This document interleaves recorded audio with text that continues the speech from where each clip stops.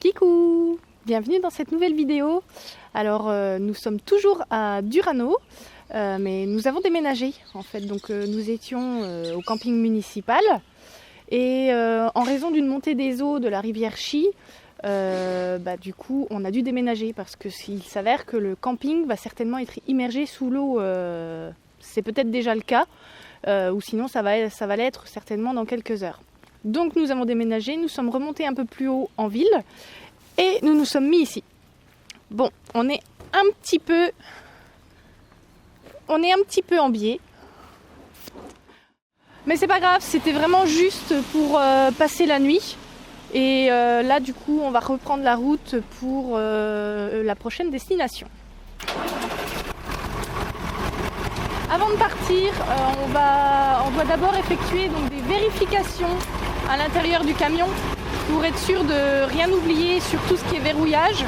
Et je les ai déjà faites, mais je vais vérifier une dernière fois. Donc je vous emmène avec moi pour vérifier tout ça. Alors en général, j'essaie de faire les choses dans l'ordre. Déjà, je vérifie que la douche, les portes de douche sont bien verrouillées. Donc on a mis des petits systèmes ici, également en dessous. Donc je vérifie que toutes les portes sont bien verrouillées. Donc ça c'est bon. La fenêtre est également fermée. Les portes du petit placard sont fermées. Après, je retire un ou deux éléments à l'intérieur parce qu'il faut qu'on trouve un système pour les verrouiller un petit peu mieux. Oups. Ensuite, les portes du placard sont verrouillées également. On a la porte de la salle de bain aussi. Les barres au niveau des tiroirs de la cuisine sont bien placées. Le placard ici, je vérifie qu'il est fermé. Je mets 2-3 petites choses qui sont normalement sur le plan de travail. Je les glisse dans l'évier, comme ça au moins ça bouge pas. Ensuite, je vérifie toujours que les tiroirs des bancs sont bien fermés. Donc là, c'est le cas. On n'a plus rien sur la table. Les fenêtres sont fermées également. Des deux côtés. En général, on coupe toujours bien l'eau. Tous les interrupteurs. C'est pareil, on a souvent des petites choses qui sont posées sur la table. En général, on va ensuite les mettre sur le lit, comme ça au moins ça bouge pas. La porte, hop, je vous fais tourner. La porte de la penderie est bien fermée. Le meuble à chaussures aussi. Les poubelles, on les a fixées. On a fait quasiment tout le tour. Et il reste plus que le frigo. Donc il est bien fermé, mais cette fermeture-là est pas hyper sécuritaire. Donc Didier nous a mis une petite tige à la base ici. On a une lumière à l'extérieur que l'on accroche. Et donc on vérifie également qu'on l'a bien enlevée parce que sinon avec les branches, je pense qu'elle s'envolerait. Didier vérifie aussi à l'extérieur, ses coffres, également les antennes pour la 4G. Il faut bien les descendre et les refixer. Donc c'est bon, on peut y aller. En route! Comme vous pouvez le voir, nous sommes à Paso de los Toros.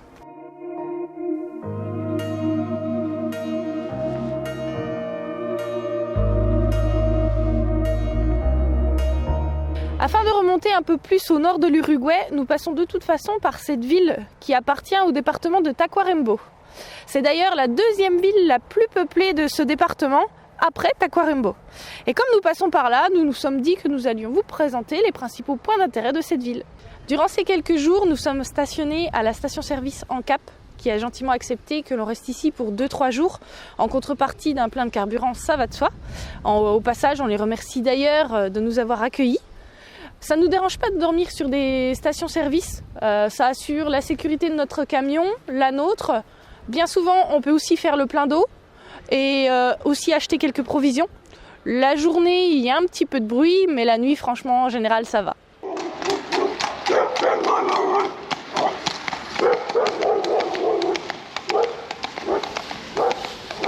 Il y a bien un camping municipal et nous y sommes d'ailleurs allés en premier en arrivant dans cette ville, mais le sourire n'était pas terrible et puis il nous demandait 600 pesos par nuit, ça fait environ 15 €. On a trouvé que c'était cher, alors nous sommes venus à cette station-service. Et c'est gratuit, mis à part le plein de carburant. Autre chose, afin d'avoir un plan de la ville pour se repérer et 2-3 informations, nous sommes allés à l'office du tourisme et nous avons vraiment eu l'impression de déranger. La dame a été incapable de nous fournir une information sur quoi que ce soit et elle n'a pas trouvé de plan ou un plan qui ressemblait à pas grand chose en fait, qui nous aidait pas. On peut pas être bien accueilli partout. Ceci dit, la ville a une histoire très intéressante et je pense que ça vaut le coup de vous en parler. Le nom de la ville signifie a priori en français « passage des taureaux ». En fait, à l'époque, ici, c'était le passage obligé pour pouvoir traverser le fleuve Negro. C'est l'endroit où l'eau du fleuve était la plus basse pour pouvoir traverser. Et c'est là que les taureaux élevés dans le nord de l'Uruguay traversaient pour se rendre à Montevideo. Le transit pour passer d'une rive à l'autre se faisait par un gué connu sous le nom de Paso General de los Toros, puis plus tard sous le nom de Paso de los Toros, ce qui a été à l'origine du nom de la ville. Les Baquianos étaient connus sous le nom d'hommes taureaux pour leur courage et leur force à aider les troupes et les charrettes à traverser le fleuve.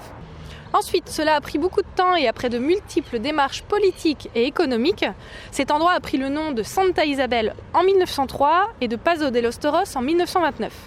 Et ce n'est que le 1er juillet 1953 que la commune a accédé à la catégorie de ville. Au fil du temps, des ponts ont été créés pour traverser directement le fleuve et cela a permis une communication plus fluide entre le nord et le sud de l'Uruguay. Les habitants de Paso de los Toros s'appellent les Isabelinos et cela a un lien avec l'église qui se trouve juste derrière moi. La paroisse Santa Isabel a été installée et un accord a été conclu pour nommer ce lieu Santa Isabel de Paso de los Toros. Et c'est pour cette raison que les habitants s'appellent les Isabelinos. Elle a une architecture qui est assez particulière, de style gothique. Son intérieur suscite a priori l'admiration des visiteurs. Je vous aurais bien proposé d'aller la visiter, malheureusement elle est fermée aujourd'hui. L'histoire de cette ville ne s'arrête pas là. La suite est un peu plus triste, mais elle est tout aussi importante. En avril 1959, la ville a subi une importante inondation. Les pluies ont touché tout le pays et le barrage Gabriel Terra, qui se trouve à quelques kilomètres de la ville, a été submergé par les eaux. Et cela a été d'une telle ampleur que malgré le niveau initial du lac relativement bas, le volume d'eau qui arrivait en peu de temps a été 3 fois plus élevé que la capacité de stockage du réservoir. Malgré l'ouverture urgente des vannes pour réduire la pression, le lac artificiel de Rinchón del Bonete a grandi à un rythme incontrôlé. Pour éviter que les turbines qui produisent de l'électricité ne soient inondées, il a été décidé de dynamiter un remblai de rétention d'eau. Par contre, cela nécessitait une évacuation immédiate des habitants de la ville et également des alentours, soit environ un total de 10 000 personnes. Cette évacuation a eu lieu avec l'aide des troupes de l'armée, avec une valise par personne. Le remblai du barrage a explosé et le débordement du barrage n'a pas pu être empêché. Les eaux ont non seulement dépassé le barrage, elles ont inondé la salle des turbines et des générateurs et les villes de Paso de los Toros et de Mercedes ont été partiellement couvertes. Fin avril, les habitants sont revenus en découvrant leurs maisons en ruine, des animaux en liberté ou morts dans les rues et également des meubles dans les arbres. Justement, pour la suite de cette vidéo, nous allons nous rendre au barrage car il est possible de le visiter. J'ai hâte de découvrir le barrage, j'ai jamais vu un barrage, donc je pense que ça peut être joli, ça peut être sympa. En plus on a vraiment un beau soleil, on est encore à la station-service, on est a priori à environ 15 km, donc ça va être rapide.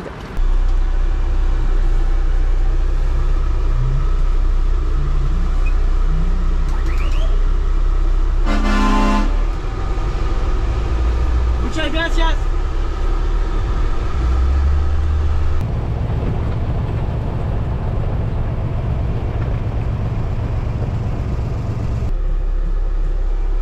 Didier, tu vas voir le pont? Tu vas sauter dessus? Si pas cassé, ça passe? Allez, vite!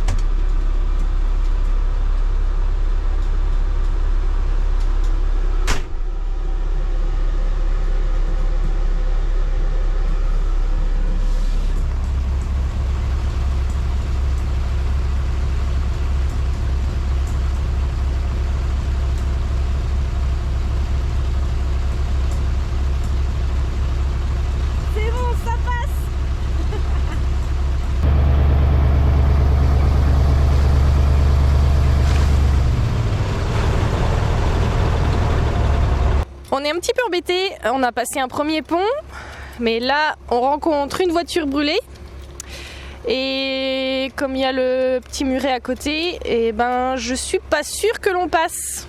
Je crois pas.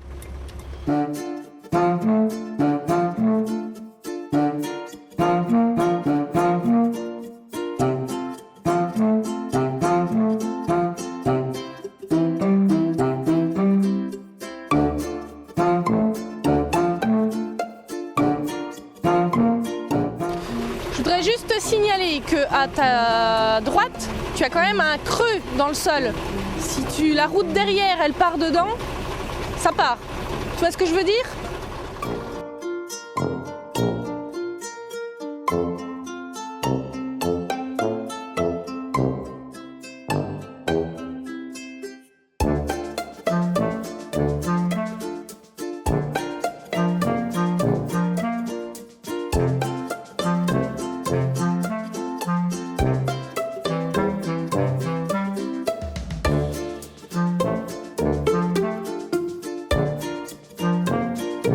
On a fait une petite tentative pour passer. Du coup là, à l'arrière de la voiture, au niveau largeur, ça passera pas. Et puis ici, de ce côté-là du pont, il y a quand même un creux. Donc on a un petit peu peur que la roue arrière, elle parte dedans. On fait une autre tentative parce qu'on a bien essayé de la soulever, mais ça marchait pas. Elle est un peu collée au sol, elle doit être là depuis un certain temps. Alors une autre tentative. On va essayer de la soulever avec le cric. Et après on peut essayer de la bouger. Tu crois que ça va marcher, Didier ? Aucune idée. On vous dit ça juste après.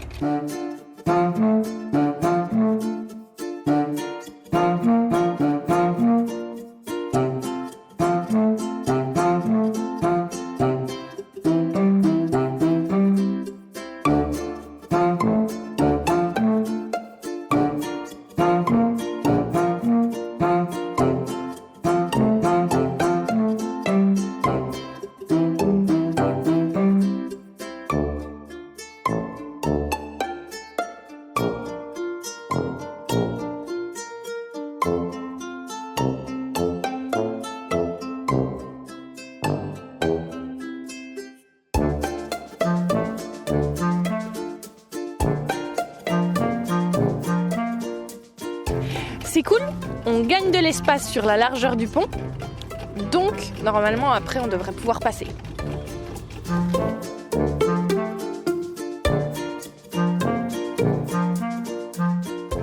Et maintenant on fait la même chose à l'avant.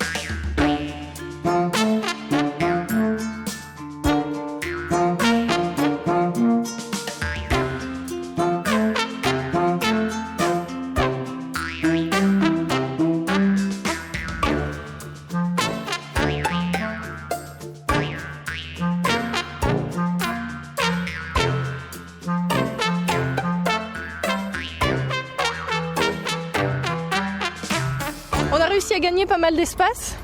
Donc là, normalement, ça devrait passer en s'éloignant suffisamment du bord du côté là et l'autre côté du pont. On essaie ?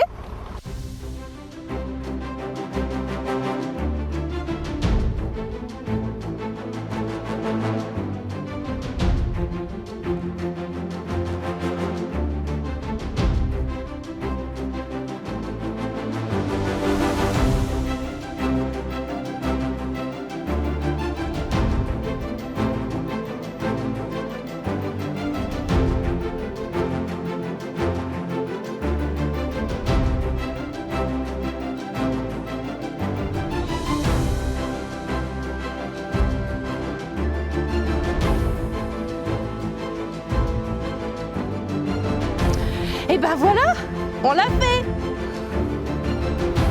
Youhou. Ouais, c'est sûr. On a réussi à passer le petit pont avec la voiture brûlée. Donc c'est super top. Bon, au départ, on avait 15 petits kilomètres à faire. Avec un imprévu comme ça, c'est un tout petit peu plus long, mais on s'en moque, on a le temps. On a pris le temps de trouver une solution. On a utilisé le cric du camion.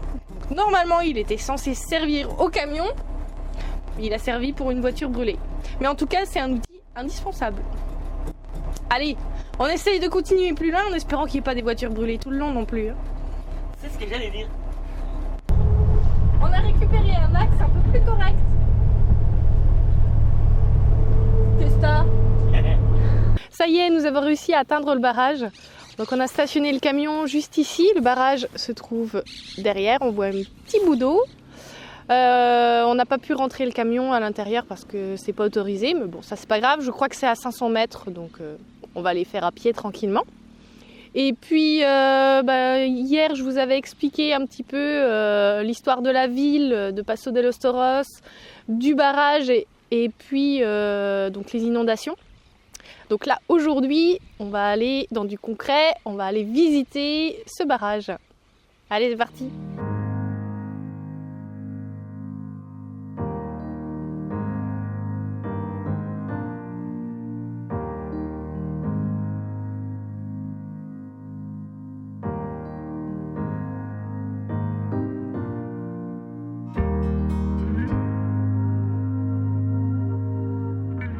Le barrage Gabriel Terra est également connu sous le nom de Rincón del Bonete. C'est un barrage de contention et il a été le premier barrage hydroélectrique construit dans le pays. Il dispose d'un lac artificiel d'environ 120 000 hectares. C'est une centrale hydroélectrique uruguayenne conçue en 1904. Il est donc situé sur le cours du fleuve Negro à quelques kilomètres de Passo de los Toros. Son réservoir est celui qui a la plus grande capacité du pays. Il met 3 mois pour passer de son niveau maximum à son niveau minimum de fonctionnement lorsque les 4 turbines fonctionnent. Au fil du temps, ce barrage est devenu la principale attraction touristique du secteur.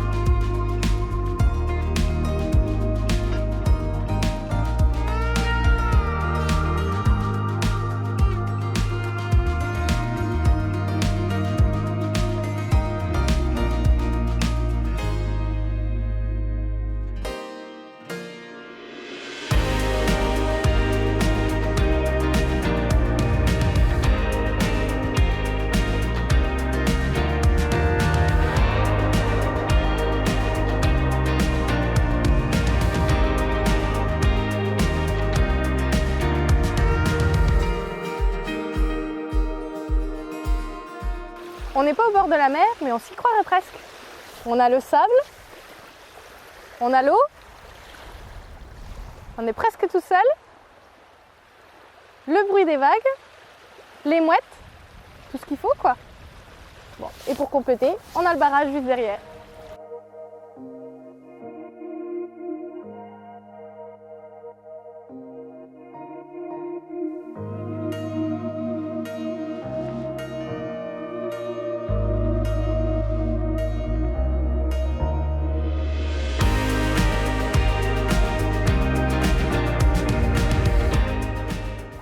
Voilà, on a visité le barrage Gabriel Terra ou Rincón del Bonete.